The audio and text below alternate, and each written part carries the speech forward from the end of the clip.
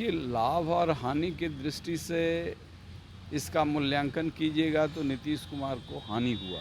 जो जनगणना के प्रतिनिधि थे उनको भी मालूम था, तो उसमें जो फेयर थे उन्होंने कुछ किया, नहीं तो हम लोगों का तो 0.3% कर देते या 0.1% कर देते।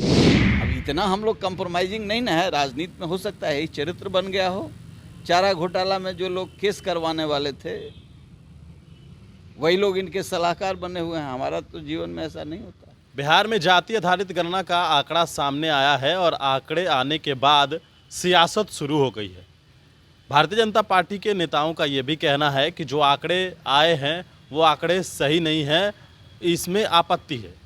आरजेडी का कहना है इतना ही समस्या है तो केंद्र में आपकी सरकार है, जाति आधारित गणना फिर से करवा ले पूरे देश में, ये आरजेडी का कहना है।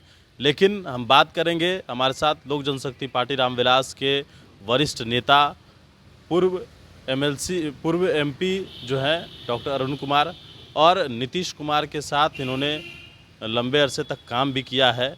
ये आंकड़ा क्यों है, किसके फायदे के लिए है, क्या इससे नुकसान किसको है, ये तमाम विषयों पर हम विस्तार से चर्चा करेंगे आज कि आखिरकार ये जाति आधारित गणना का जो आंकड़ा आया है इससे फ़ायदा किसको है और नुकसान किसको है।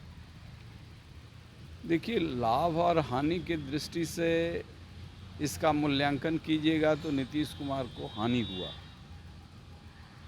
लालू यादव जी को फायदा हुआ। और इन टोटल पर्सपेक्टिव में इसको देखिएगा तो एक बड़ा षड्यंत्र ये है अति पिछड़ा के खिलाफ। अति पिछड़ा में जो मजबूत जातियां हैं उसको कमतर कर दिया। उसमें बेलदार है, बिंद है, मल्लाह है,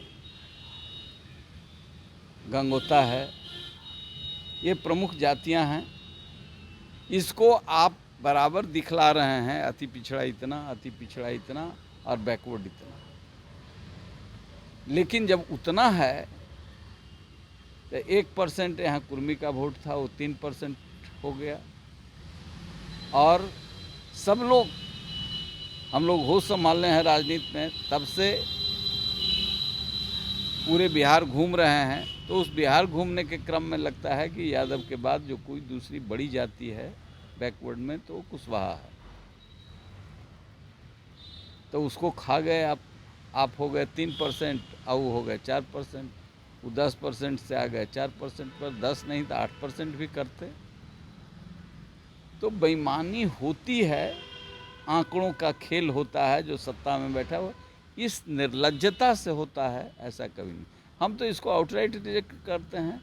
हम लोग तो अछूत हैं नीतीश कुमार के नज़र, इसलिए हमारे के यहाँ न कभी कोई सर्वे वाला आया, न कोई जाना, न पूछा, न हमारे घर पर गया। कई ऐसे गांव हैं जहां गया ही नहीं, कई ऐसे मोहल्ले हैं जहां गया ही नहीं। ये सरकार के इंटेंशन को वो जो जनगणना के प्रतिनिधि थे उनको भी मालूम था, तो उसमें जो फेयर थे उन्होंने कुछ किया, नहीं तो हम लोगों का तो 0.3% कर देते या 0.1% कर देते।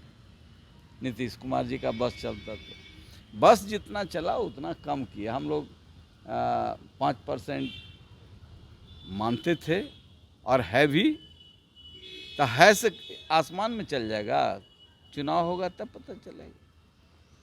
इसलिए हम उसकी बात नहीं करते। आपको पासवान से था, पासवान को घटा दिया। पासवान से लड़ने के लिए आपने महादलित भी बनाया था। इन महादलितों की स्थिति क्या है, उसमें मुजहर को घटा दिया आपने। जीतन राम मांझी उधर गए हैं तो उन पर भी आपने खेल किया। ये छोटी छोटी चीज़ों को दिमाग में रख करके मौके पर बैठा हुआ जो सत्ता के केंद्र पर है उस आदमी को इतना छिछला काम नहीं करना चाहिए। हम तो आउटराइट इस सर्वे को रिजेक्ट करते हैं। हम तो कहते हैं कि जिन लोगों को आपत्ति है अपने अपने जात का सर्वे कराएं, खुद कराएं। आप बताएं सरकार को, उस चेहरा में अपने को देखें। भाई ये तो अति पिछड़ा कर्पूरी ठाकुर का जो फॉर्मूला था वो नहीं तो अति पिछड़ा को तो निगल जाते ये लोग।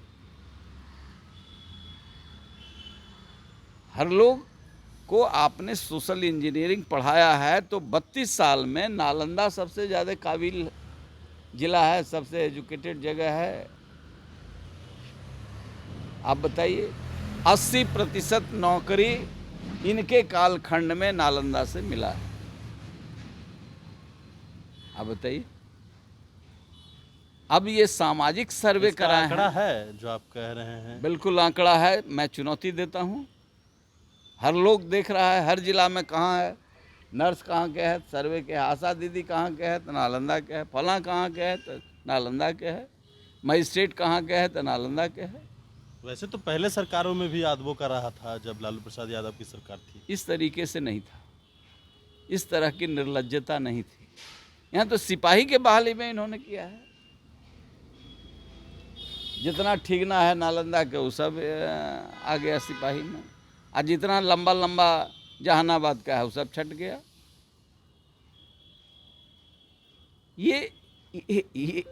ये कौन देखता है, ये कैसे देखता है? ये 32 साल सत्ता में रहे हैं, आखिर जिनके आर्थिक स्थिति सुधारने की बात करते हैं उसमें अपना आंख डाल के देखें तो। जितना बाहर से आईएएस ऑफिसर ही बुलाए तो आंकड़ा है, उसमें अधिकांश लोग कहाँ से, तो नॉर्थ ईस्ट से आ रहे हैं। इनकी काबिलियत रहती तो नॉर्थ ईस्ट में जाते,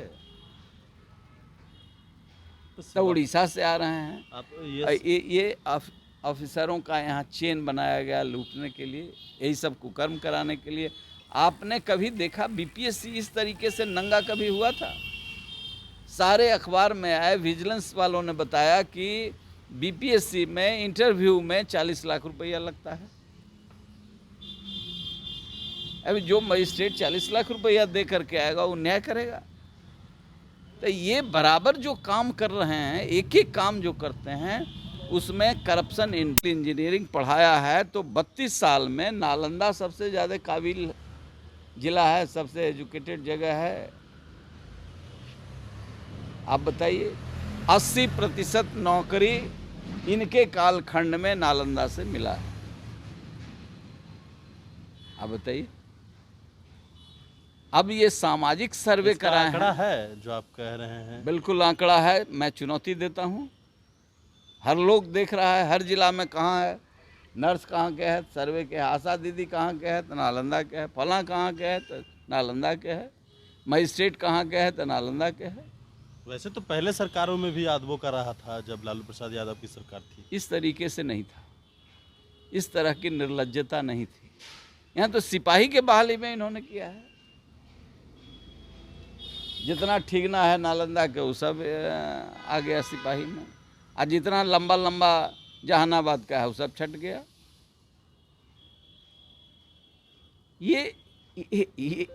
ये कौन देखता है, ये कैसे देखता है? ये 32 साल सत्ता में रहे हैं, आखिर जिनके आर्थिक स्थिति सुधारने की बात करते हैं उसमें अपना आंख डाल के देखें तो। जितना बाहर से आईएएस ऑफिसर ही बुलाए तो आंकड़ा है, उसमें अधिकांश लोग कहाँ से, तो नॉर्थ ईस्ट से आ रहे हैं। इनकी काबिलियत रहती तो नॉर्थ ईस्ट में जाते, तो उड़ीसा से आ रहे हैं। आप ये ऑफिसरों का यहाँ चेन बनाया गया लूटने के लिए, यही सब कुकर्म कराने के लिए। आपने कभी देखा बीपीएससी इस तरीके से नंगा कभी हुआ था? सारे अखबार में आए, विजिलेंस वालों ने बताया कि बीपीएससी में इंटरव्यू में 40 लाख रुपया लगता है। अभी जो मजिस्ट्रेट 40 लाख रुपया दे करके आएगा वो न्याय करेगा? तो ये बराबर जो काम कर रहे हैं, एक एक काम जो करते हैं उसमें करप्शन इनबिल्ट है, बेईमानी इनबिल्ट है। और डेमोक्रेट हैं, ये देश संभालने चले हैं। तो हम लोग तो लड़ते लड़ते यहाँ तक आए हैं। अब बिहार के सभी जाति के लोगों को समझ में आ रहा है।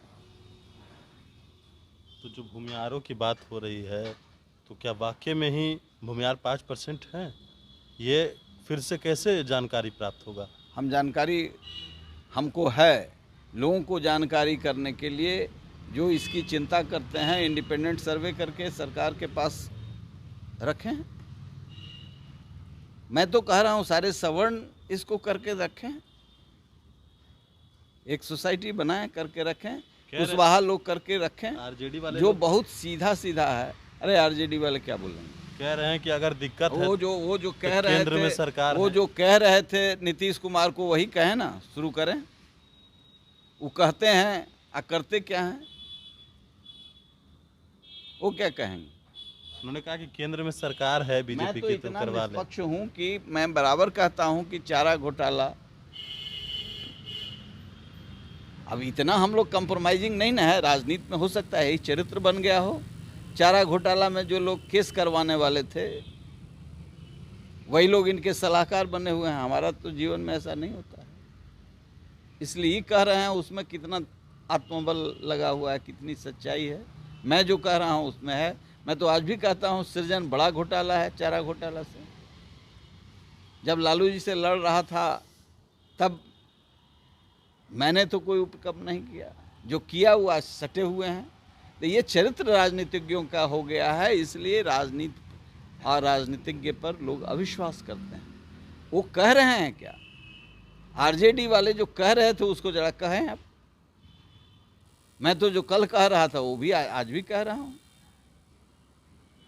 इसलिए ये रद्दी की टोकरी में फेंकने लायक ये विषय है, लोगों को दफना देना चाहिए। भाई इतना तो सब लोग जानता है कि कुशवाहा की आबादी यादवों के बाद की बड़ी आबादी है। जो अति पिछड़ा में डिसाइडिंग अति पिछड़ा है, जो अपने हक की लड़ाई लड़ रहा है, उसका कहीं चाहे बिंद हो, बेलदार हो, मल्ला हो, गंगोता हो, है कहीं? उसमें इनका बढ़ गया है। हो सकता है गंगोता वाला से भी काट के, भूमिहार से भी काट के, कुछ भूमिहार लोग नीतीश कुमार के बहुत प्रेमी होने के बाद कुर्मी प्रेमी हो गए, तो हो सकता है उन भूमिहारों को भी कुर्मी वाले कोटा में गिन दिया गया हो, तो उनका बढ़ गया, हमारा घट गया। चलिए, तो हमारे साथ पूर्व सांसद डॉक्टर अरुण कुमार थे। इस विषय को इन्होंने विस्तार से रखा है। गणेश फाउंडेशन के साथ नमस्कार।